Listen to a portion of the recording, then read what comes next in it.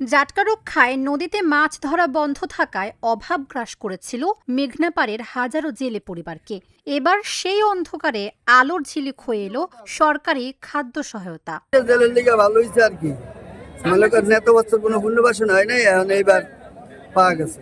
সরকারের যে উদ্যোগটা এমন করে যে এইবার এই যে তেল, চিনি, আলু, ডাল, আটা বিভিন্ন মালামাল দিয়ে খাদ্য সামগ্রী তো এগিয়ে দেওয়াতে আমাদের বিরাট উপকার। পবিত্র জেলে যারা এরা মতো ঠিক পায় না, যারা বিদেশি আছে হ্যারোই পায়। জাটকা সংরক্ষণ ও ইলিশের বংশবৃদ্ধির জন্য 2 মাস নদীতে নামতে পারেননি জেলেরা। দীর্ঘ 2 মাস কর্মহীন থাকায় এনজিওর কিস্তি আর নিত্যপণ্যের দাম নিয়ে দিশেহারা ছিলেন তারা। এই খাদ্য সামগ্রী তাদের জন্য বড় এক স্বস্তি। 2 মাস নদীতে মাছ ধরি নাই, এমনকি আমার কিস্তি আছে, ধার দেনা আছে, আমার ছেলের সঙ্গেও পড়ালেখা করাতে পারি নাই। আমাদের অনেক দবা ছিলাম বা আমাদের কিস্তি মিস্তি নিয়ে খুব হিমশিম ছিলাম। এখন সরকার আমাদের কিছু সহযোগিতা করছে, এই গতিতে আমরা আরো চাই সরকারের কাছে আমরা কিছু সহযোগিতা পাই। এই যে সরকার কিছু সহযোগিতা করে আরো সামনের দিকে আমরা হাই। স্থানীয় জেলেদের দাবি এই তালিকা যেন স্বচ্ছ হয়। জেলে নয় এমন কেউ যেন এই সুবিধা না পায়, সেদিকে কঠোর নজরদারি চায় প্রকৃত জেলে সম্প্রদায়। ঠিক জেলও এগোদেও কিন্তু জেলে ছাড়াও মাল পায়, আর আমার বাল বাচ্চা আছে, যদি আমাদের সরকার সাহায্য করে তা আমরা এখন নিয়ে পরামর্শ করতে পারি। তেল দিছে, চিনি দিছে, লবণ দিছে, আলু দিছে।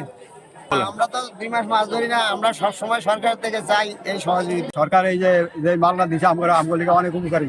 জেলেরা যাতে অভাবের তাড়নায় আইন অমান্য না করেন তা নিশ্চিত করতে এই পুনর্বাসন প্রক্রিয়া, এই সহায়তা তাদের সরকারি আইন মেনে চলতে উৎসাহিত করবে। জেলেদের মাঝে বিনামূল্যে বিকল্প কর্মসংস্থানের খাদ্য সামগ্রী বা ত্রাণ সহায়তা বিতরণ করা হচ্ছে। মার্চ এপ্রিল 2 মাস আপনারা জানেন যে অভয়াশ্রম এলাকায় মাছ ধরার নিষেধাজ্ঞা ছিল, এই সময় আমাদের জেলেরা মাছ ধরতে পারেনি। তাদের জন্যই আসলে এই খাদ্য সামগ্রী সরকারের পক্ষ থেকে এসেছে। এই সম্পদ উন্নয়ন প্রকল্পের মাধ্যমে এই সামগ্রীগুলো এসেছে। নিবন্ধিত 4000 জেলে পরিবারের ঘরে ঘরে পৌঁছে দেওয়া হচ্ছে বিশেষ খাদ্য প্যাকেজ।